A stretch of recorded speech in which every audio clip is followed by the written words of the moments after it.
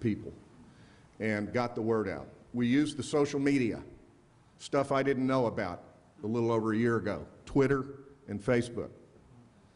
We had yard signs, and we had grassroots activists who went out on busy street corners in St. Louis and all over the state with yes on Prop C signs. And the voters got it. And I told Greta Van Susteren 2 nights ago that an F5 tornado set down in Missouri and swept through all 114 counties, and we had a 71.4% majority for Proposition C.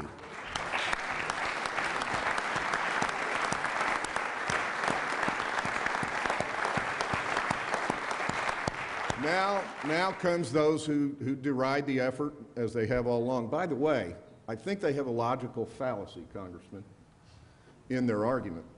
If the effort was meaningless under the Supremacy Clause and of no effect, and it was a nullity and a dead letter, why was it worth trying to beat? Of course, they never answer that. But now they come to say it's of no effect. If you read the New York Times, they quoted somebody saying it's of no effect. Some of these people are the same folks, the same left-wing law professors who parade on the cable shows saying that the lawsuits springing up across this country are frivolous, that they lack standing, that there is no legal ripeness, and on and on and on in an attempt to laugh them off as frivolous and without merit. But one by one, those arguments are being shot down, aren't they? And from the great Commonwealth of Virginia, we had Judge Hudson's opinion on Monday of this week, even before the good news in my home state, that he, in a well-reasoned, tightly written 32-page opinion, he denied the federal government's motion to dismiss Attorney General Cuccinelli's case and said this will go to the full hearing. And because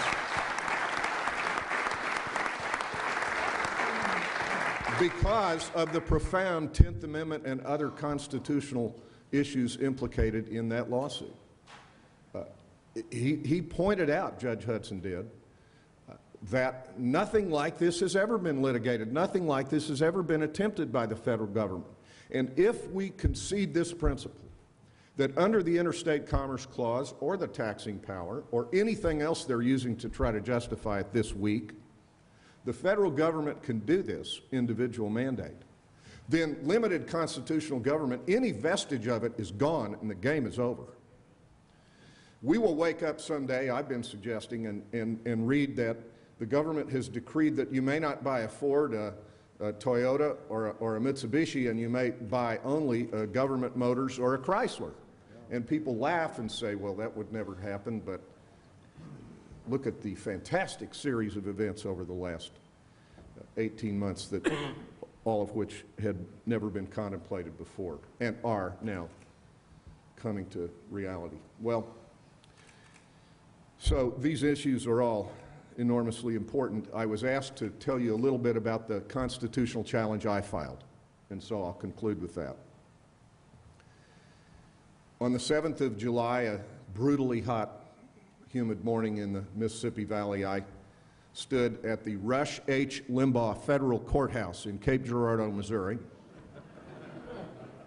named for his grandfather, who I knew the first 40 years of my life and went to church with, and we called Rush, the one you hear on the radio, Rusty, to distinguish him from his father and his grandfather, who were Rush Sr. and Rush Jr. But Mr. Rush practiced law for 80 years in Cape Girardeau, died at 104 and had practiced law till he was 102. So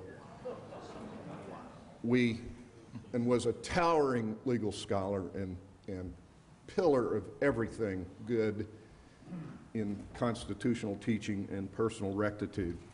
In any case, the federal courthouse is named for him. I love to mention it.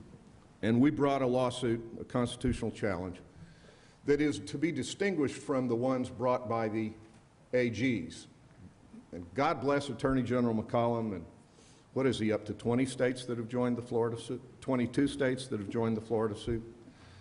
And Attorney General Cuccinelli, but they are suing in those two suits as states. I was basically barred from doing that because I was the only survivor of the Obama tornado in 2008, and I'm the only Republican out of 6 constitutional statewide officers in Missouri. So I decided to take a different legal tack in filing our lawsuit. And I recruited 3 Missourians who happen to all be females to join me as individual plaintiffs. Now, we distinguish the AG's case legally from ours in the following manner. Theirs is called a facial challenge. That is, they're suing on the face of the constitutional, their argument constitutionally is, this law is unconstitutional on its face. That is the legal scholars tell us, a somewhat higher standard, a significantly higher standard to get that, and a higher hurdle to, or as Kit Bond would say in our state, a higher stump to jump. The individual plaintiffs in my lawsuit, who I'll tell you about in a second, we're bringing an as-applied, not a facial challenge, but an as-applied. We're saying, as this law is applied to us individual citizens of Missouri, it will wreck our health care and wreck our state's finances, and therefore is to be struck down. We're making many similar arguments, but it is distinguishable on that basis. It's also distinguishable on the basis that if you have an attorney general or a governor, I was talking to Haley Barber last week, and he said his attorney general wouldn't file, so Haley filed. Haley joined in the state lawsuit. But if you're in my case, and your AG and governor won't join, then I'm denied the state's purse in bringing this lawsuit. So I'm privately financed. I'm accepting, I have my tin cup out, and healthcareinaction.com. If anybody has 25 or 50 or $100, you can send me for my $50,000 to $100,000 legal bills. I have general counsel at Fox Arendt law firm that has won a case in the United States Supreme Court. They won the big voter ID case. We like our chances in where we are in the Eastern District of Missouri because we will go through the 8th Circuit Court of Appeals in St. Louis, arguably the most conservative of the state courts of appeal. I'm sorry, the circuit courts of appeal around the nation. But our 3 plaintiffs joining me are a 75-year-old lady on Medicare Advantage, a good program, a program that allows her with a multiplicity of health problems to include having survived colon cancer, a quadruple bypass, and battling congestive heart failure. She says, I need access to good physicians at Washington University Medical School in St. Louis, some of the best on the planet. And since Medicare Advantage is being shut down, since it's a good program, it's of course being eliminated step by step under the new Obamacare, and she says, I'm going to be thrown onto Medicaid, 4th-rate delivery of health care, and so if I lived in Florida, because of the Gator Aid provision to buy Senator Bill Nelson's vote, you're allowed to keep your Medicare Advantage, but the citizens of 49 other states are denied this good program. What is the rational basis for a distinction like that? There is none. That will not survive a rational basis test, we believe, and can be said to be indisputably a denial of equal protection of the laws guaranteed to all Americans under the 14th Amendment. Plaintiff number 2 is a middle-aged, 40-something mother, widowed mother of 2 adopted boys, the younger of whom is autistic. And she says, this law is going to wreck my special needs child's health care. And plaintiff's number 3 is a 21-year-old recent college graduate, Samantha Hill, and Samantha Hill says, I'm healthy, I eat right, I exercise, I neither smoke nor drink, I'm 21 years of age, I don't need the one-size-fits-all policy with all kinds of bells and whistles on it. For instance, I don't need smoking cessation coverage, and I don't need substance abuse counseling coverage. And all I need is a major medical policy with a catastrophic insurance coverage. And yet I'm being forced to buy, with my very limited means as a 21-year-old kid, a policy that is completely unsuited for me, and so that's her claim. So ours is unique in bringing those claims. As far as I'm aware, among any of the lawsuits. And as I say, again, God bless the others, the AGs. I hope they succeed and go all the way. And it's entirely possible that under the federal rules of permissive joinder, we will meet somewhere and be joined together.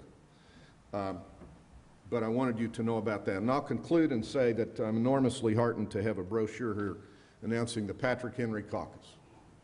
You remember every schoolboy and girl used to learn, I hope they still do, the words of his "Give me liberty or give me death" speech. But as stirring as that line was another line. We're arrayed against enormously powerful forces, you know, just like the colonists to whom Patrick Henry was speaking, confronting the world's mightiest armed forces. We in this room are arrayed against the media, the academy, the majorities today in D.C., with all their power. But Patrick Henry said, "The race is not always to the swift, nor the battle to the strong. It is to the vigilant, the active, the brave." Let's be all three of those, and we will prevail.